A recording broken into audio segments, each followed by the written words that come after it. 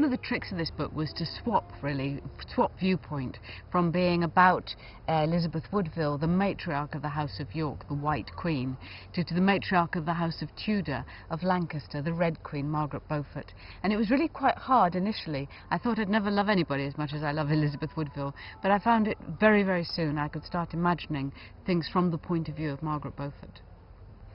I think one of the great questions at looking at any of the characters in this period is how far are they genuinely living a spiritual life, and how far are they in a sense going through the motions because they have to be in a sense holy and thought of as godly people, especially the women, because there's so much criticism of women anyway. If they're not regarded as in a sense saints, then they're very easily regarded as sinners, or worse still, witches. In the case of Margaret Beaufort, I think she genuinely had a very solid faith, and that it supported her in times of really hard times. And in a sense, she really believed that she was doing God's work, and that by conspiring and plotting and absolutely being determined in her ambitions to get her son on the throne, she was doing the will of God.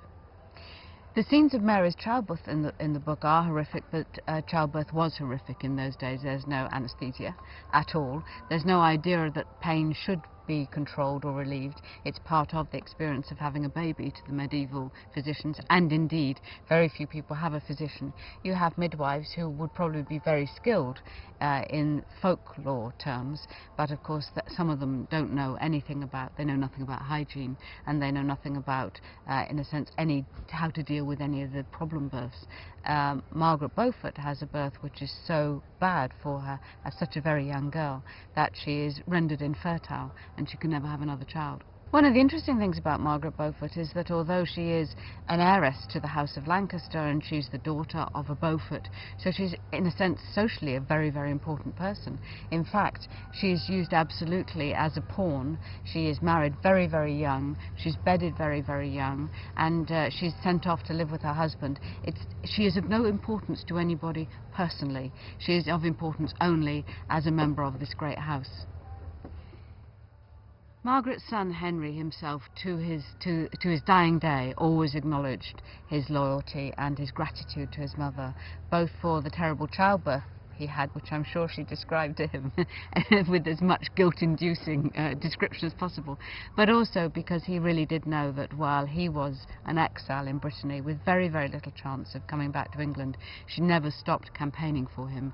First of all, she negotiated with the House of York, the ruling House of York, for his safe return with their consent, and then after that, when she saw there was an opportunity for him, she mounted one conspiracy after another to get him back to England. There's no doubt in my mind, for example, that her third marriage, in which she and her husband agreed that they would not have intercourse, it was a white marriage in that sense, was entirely for the benefit of her son, Henry Tudor. She chose to marry Thomas Lord Stanley, who had an enormous following and who was very, very powerful in the House of York, but was also notorious for his readiness to change sides. And I think she married him thinking he would either get her son back into the reigning House of York, or that if she was very lucky, he would turn against the House of York and put his men in the field for Henry Tudor.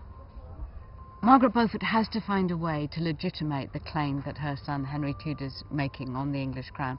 Partly they do this by destroying the reputation of Richard III, blackening his name, and that goes on really right until now. But also they do it by, in a sense, closing the divide of the Cousins War. They bring the two houses together, so the Princess Elizabeth of York marries Henry Tudor, who is of Lancaster, and their child is, they call him Arthur, the Rose of England, because he's the Tudor rose who is both red and white.